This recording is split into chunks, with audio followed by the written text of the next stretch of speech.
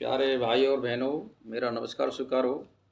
आपके लिए फिर मैं धार्मिक प्रश्नों की श्रृंखला में 401 से प्रश्नों का व्याख्यान करूंगा। ध्यान से सुनिए और चैनल को सब्सक्राइब कर लें। सभी पापों का मूल क्या होता है?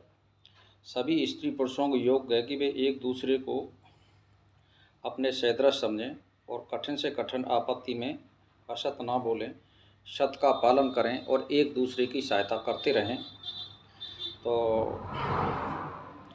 सबसे ज़्यादा जो इस पे जोर दिया गया है, सब पापों का जो मूल है उसका मतलब ये है कि आप झूठ मत बोलिए बेमतलब की, ये होता है। और प्रकाश जो होता है, जैसे दिया अंधेरे को हटा देता है, ऐसे ही आप सत्य का आचरण कीजिए, सत्य बोलिए, सत्य कर्म करिए, इसका मतलब ये होता है।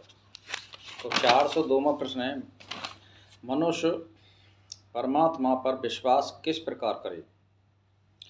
परमात्मा ने विविध सृष्टि को हमारे सुख के लिए रचकर अपने बस में कर रखा है और सब रुकावटों को हटाता है, और मनुष्यों को जितना जितना ज्ञान होता जाता है उतना उतना ही परमेश्वर पर विश्वास बढ़ता चला जाता है। यानी परमात्मा को आप ध्यान चिंतन करोगे तो परमात्मा पर विश्वास अपने आप बढ़ता चला जाता है। 403वां प्रश्न है, मनुष्य को कीर्तिमान कैसे बनाया जा सकता है? मनुष्य को उचित है कि वे पूर्व या सम्मुख वाली दूसरी दिशाओं में चलते हुए वे उस सर्वक्ष सर्वंतयामी परमात्मा सब ओर है ऐसा मान करके यानी सत्कर्म करेंगे तो आपकी कीर्ति बढ़ती चली जाएगी। और परमात्मा से एक ही प्रार्थना करें कि हमको सत्कर्म करने की बुद्धि दे और हमारी मरते समय तक सद्गति प्राप्त हो, इसका मतलब ये होता है। तो 4 प्रश्न हैं। 404, वेद का उपदेश ज्ञान सबसे उत्तम क्यों है? आचार्य अधिकारी ब्रह्मचारियों को विश्वास करावें कि पूर्व ऋषियों ने वेद को मनन करके माना है कि वेद विद्या के समान कोई विद्या नहीं है। इसका अभ्यास से संसार के सब मनुष्य संतान उत्तम होते हैं। उसी का उपदेश तुमको मैं करता हूँ और इसके उत्तरम वेद का अध्ययन बार बार करें।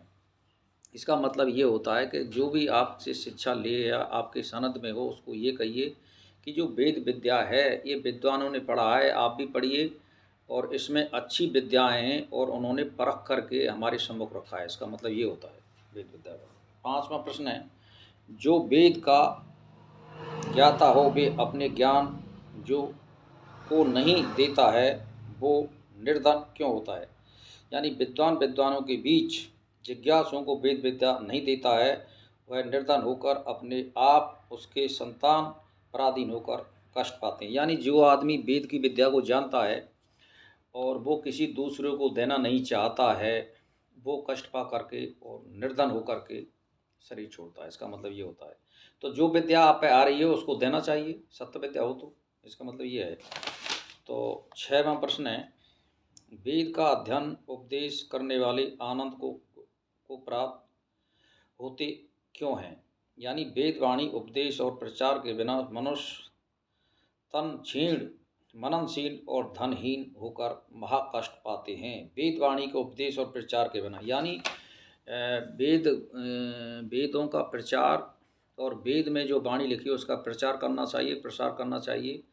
तो इससे मनुष्य कभी निर्धन नहीं होता है और आपके सभी काम बनते चले जाते हैं, इसका मतलब ये होता है। और जो वेद का प्रचार नहीं करता है वो दुखी पाते हैं, जो मान के चलिए।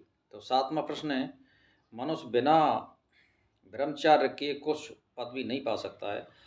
तो ब्रह्मचार्य के प्रभाव से मनुष्य उच्च होकर वेद वाणी जानकर पृथ्वी की रक्षा कर सकता है और इसी से उसका नाम और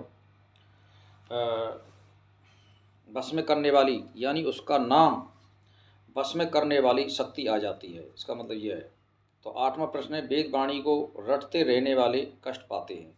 यानी मनुष्य को योग्य है कि वेद वाणी के विचार से प्रधानता पाकर कलेशों से छूटकर सुख भोगें। वे वेद वाणी को बिना विचारे दिशाओं के लिए दिखावे के लिए रटते रहते हैं, वे कष्ट पाते हैं। यानी वेद विद्या आपने पढ़ ली और फिर आप सत्य का पालन नहीं कर रहे हैं तो वे कष्ट ही पाते हैं, इसका मतलब ये होता है। 9वां प्रश्न है कि पाखंडी किस मनुष्य को कहते हैं? जो मनुष्य नास्तिक पाखंडी मनुष्य वेद वाणी के तत्वज्ञान और मोक्ष ज्ञान को न मानकर आडंबर रचता है वह तुच्छ हो जाता है, और जो मनुष्य वेद विद्या का उपयोग व्यभिचार आदि में करता है वह मनुष्य मर कर नरक में जाता है। इसका मतलब ये होता है। 10वां प्रश्न है 400। जो मनुष्य वेद के विरुद्ध चलता है उसको क्या फल प्राप्त होता है? जो कुकर्मी मनुष्य सर्वरक्षक वेद अज्ञा से उल्टा चलता है वह आप और उसके बच्चे आदि महाविपत्ति में पड़ते रहते हैं। यानी वो खुद दुख पाता है और उसकी संतान भी दुख पाती है। इसी के साथ में प्रणाम करना चाहता हूँ।